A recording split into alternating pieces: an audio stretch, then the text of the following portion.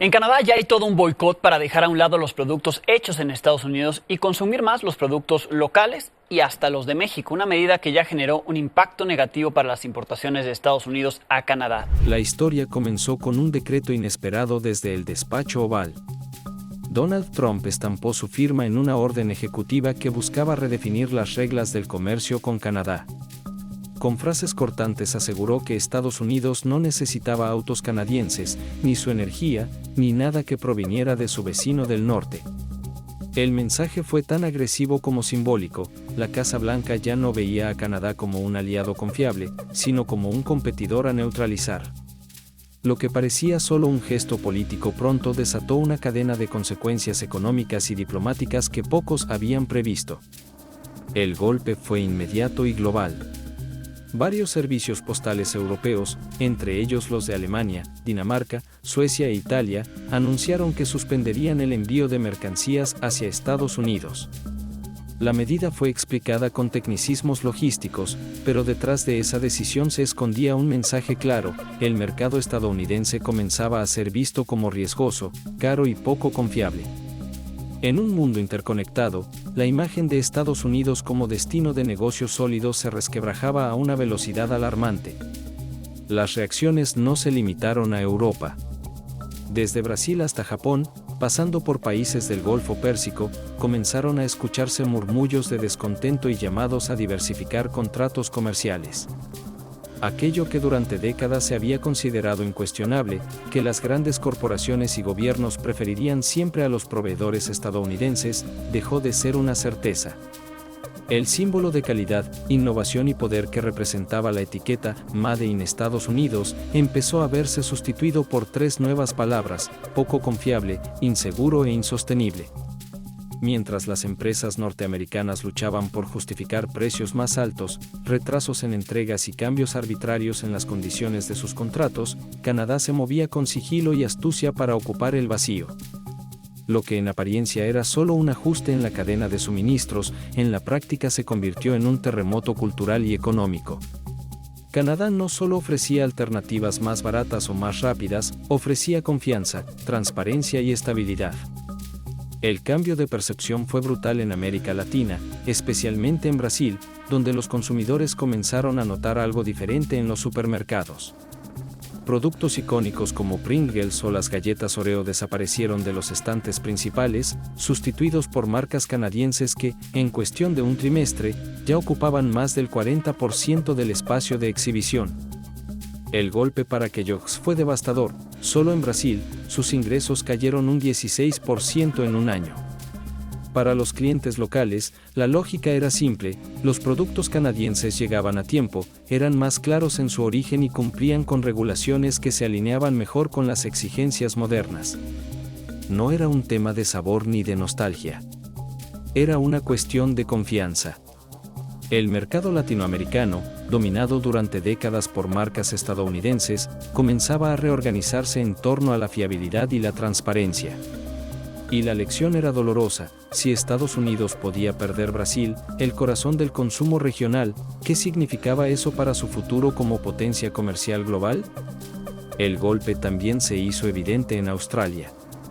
Durante años, el denim estadounidense y las marcas de ropa casual habían definido el estilo de vida en ciudades como Sydney y Melbourne.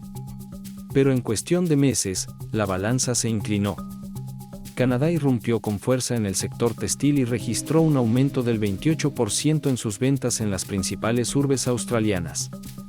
Lo que parecía un detalle menor en las vitrinas se transformó en un símbolo más profundo de la pérdida de influencia cultural de Estados Unidos.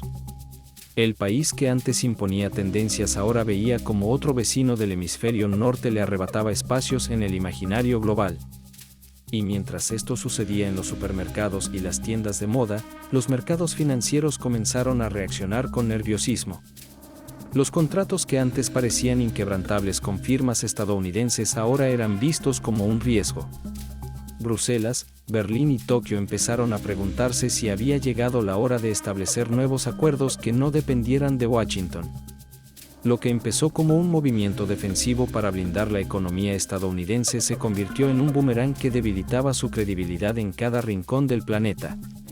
La advertencia estaba clara: nadie le arrebató a Estados Unidos su dominio, fue el propio país quien lo entregó con decisiones precipitadas. Europa se convirtió en el siguiente escenario donde la debacle estadounidense quedó en evidencia. Durante años, la etiqueta Made in Estados Unidos había sido garantía de innovación tecnológica y confiabilidad, pero eso cambió cuando Bruselas comenzó a endurecer los estándares de calidad, seguridad y sostenibilidad. Washington lo tomó como un exceso de burocracia europea, mientras que Canadá lo vio como una oportunidad dorada. En cuestión de meses, proveedores canadienses se alinearon con esas exigencias, ofreciendo productos con certificaciones ambientales más estrictas, empaques biodegradables y trazabilidad transparente de sus cadenas de producción. El resultado fue inmediato: supermercados europeos incrementaron en un 33% las importaciones desde Canadá, desplazando lentamente a marcas norteamericanas que no pudieron, o no quisieron, adaptarse al nuevo orden. El contraste no podía ser más claro. Mientras las firmas estadounidenses se aferraban a sistemas antiguos, cadenas de suministro rígidas y procesos industriales poco flexibles, los competidores canadienses se ganaban la confianza de gobiernos y consumidores por igual. Y lo más peligroso para Washington era que esas normas europeas no se quedaban en Europa. Bruselas las convertía en referentes globales, replicados en América Latina, Asia y Medio Oriente. Lo que empezó como un tema de estándares técnicos se transformó en un mecanismo de exclusión. Si no cumplías con esas reglas, simplemente quedabas fuera del mercado. Para las empresas norteamericanas, el golpe fue doble. No solo perdieron contratos, sino que también quedaron marcadas con una reputación dañina, arrogantes, inflexibles y poco dispuestas a escuchar. Lo que antes era visto como liderazgo tecnológico ahora se percibía como soberbia corporativa. Y ese cambio de percepción se propagó rápido. Cada retraso en las entregas, cada incremento inesperado en precios y cada incumplimiento regulatorio reforzaba la narrativa de que Estados Unidos ya no era el socio confiable de antaño. La erosión de confianza se reflejó en sectores insospechados. En la moda, los consumidores comenzaron a preferir marcas europeas y canadienses por su compromiso con la sostenibilidad. En la industria alimentaria, se cuestionaron aditivos y químicos en productos estadounidenses que no cumplían con las nuevas normativas internacionales. Incluso en tecnología, donde Silicon Valley siempre había marcado la pauta, empresas canadienses y europeas empezaron a ganar contratos gracias a un enfoque más humano y menos monopolístico. Pero lo más devastador fue el silencio con el que se produjo este éxodo. No hubo grandes boicots ni manifestaciones masivas. Fue un proceso silencioso, casi invisible, donde millones de consumidores alrededor del mundo tomaron decisiones individuales que, sumadas, generaron un terremoto global. En lugar de proclamas políticas, el rechazo se manifestó en las góndolas y en las páginas de compra en línea. Una decisión de compra a la vez, Estados Unidos fue perdiendo relevancia. Y mientras tanto, Canadá consolidaba su nuevo rol. Sus exportadores ya no eran vistos como sustitutos temporales, sino como la opción más limpia, más predecible y más confiable. Ottawa, lejos de aprovechar el caos con estridencia, jugó con una estrategia de bajo perfil: cumplir lo prometido, entregar a tiempo y alinearse con los valores que los consumidores demandaban. Esa combinación de eficacia y humildad se convirtió en su carta ganadora. El golpe psicológico para Estados Unidos fue aún más fuerte que el económico. Porque si el mundo ya no confiaba en sus productos, tampoco confiaba en su capacidad de liderazgo. La etiqueta que alguna vez fue sinónimo de orgullo nacional empezó a transformarse en un recordatorio de una época pasada. Y el mensaje que resonaba en los mercados internacionales era claro: nadie robó la influencia de Estados Unidos, fue el propio país quien la dejó escapar por falta de visión y exceso de soberbia. En Asia y Medio Oriente, la fractura fue aún más evidente. Durante décadas, Estados Unidos había cultivado una imagen de potencia inalcanzable, capaz de imponer tendencias, precios y hasta narrativas culturales. Sin embargo, en mercados estratégicos como Emiratos Árabes Unidos, Arabia Saudita, India o Singapur, las cifras empezaron a hablar otro idioma. Importadores que antes dependían casi en exclusiva de proveedores estadounidenses comenzaron a diversificar agresivamente, priorizando a Canadá, Europa y, en menor medida, a productores regionales. La razón era simple: confianza. Mientras las marcas estadounidenses imponían condiciones rígidas, precios variables y procesos lentos, los nuevos socios ofrecían estabilidad y cumplimiento. En Dubái, por ejemplo, cadenas de supermercados reportaron un aumento de más del 40% en productos canadienses en apenas un año. En India, los acuerdos bilaterales con Ottawa incluyeron no solo exportaciones de alimentos y tecnología, sino también cooperación en energías limpias y logística digital. Cada paso era una pieza de ajedrez cuidadosamente calculada que reforzaba la imagen de Canadá como un jugador silencioso, pero seguro, en el tablero global. El problema para Washington no fue únicamente comercial, sino cultural. Durante décadas, el American Way of Life había sido aspiracional. Tener un producto hecho en Estados Unidos era símbolo de estatus, modernidad y confianza. Pero esa percepción se erosionó. Las nuevas generaciones, más conscientes del medio ambiente y más exigentes con la transparencia, dejaron de ver a las marcas norteamericanas como referentes. Y esa pérdida de prestigio cultural fue tan letal como la económica. En paralelo, Europa aprovechó la oportunidad. Francia, Suecia y Alemania lanzaron ofensivas comerciales en conjunto, ofreciendo no solo bienes, sino también un relato, productos responsables, sustentables y adaptados a los nuevos tiempos. Ese relato, sumado a la caída de la reputación estadounidense, empezó a desplazar la narrativa global hacia un escenario multipolar en el comercio.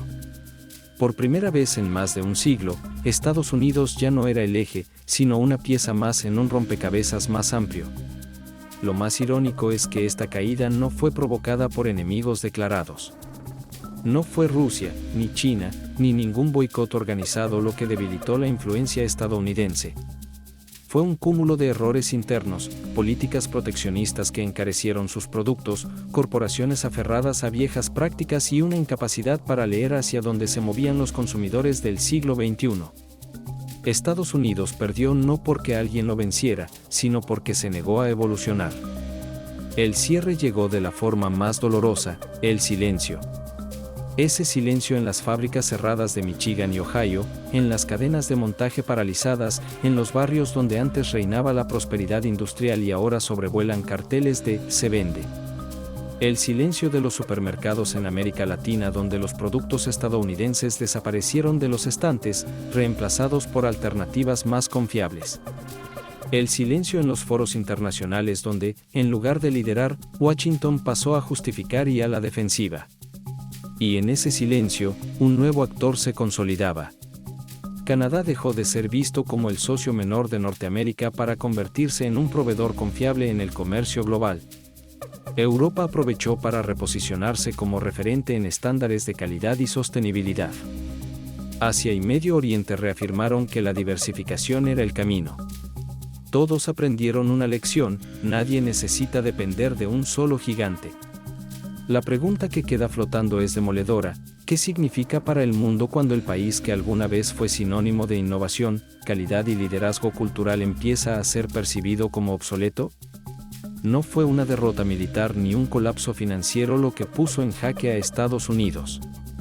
Fue algo más sutil, pero mucho más devastador: la pérdida de confianza. Y cuando la confianza se quiebra, ningún tratado, ningún arancel y ninguna promesa es suficiente para recuperarla de inmediato. Esa es la verdadera amenaza que enfrenta hoy Washington. Porque si el Made in Estados Unidos dejó de ser un símbolo de orgullo y se transformó en un recuerdo del pasado, el mundo ya encontró alternativas. Y en un mercado global que nunca se detiene, la irrelevancia puede ser la peor condena de todas.